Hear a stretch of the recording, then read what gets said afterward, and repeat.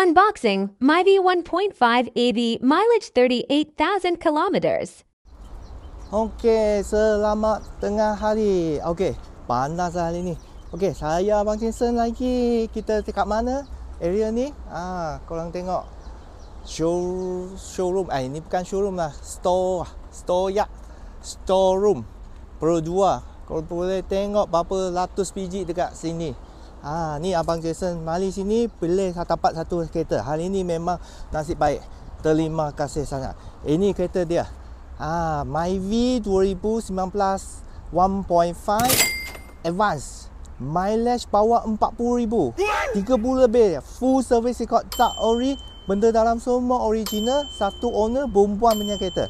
Kalau sesiapa berminat dengan kereta ni, WhatsApp Abang Jason. Abang ada banyak pilihan yang kualiti punya, low mileage, full service record, boleh buat full loan bank, semua ada. Loan kredit pun ada. Ingat-ingat lodger dekat Abang Jason.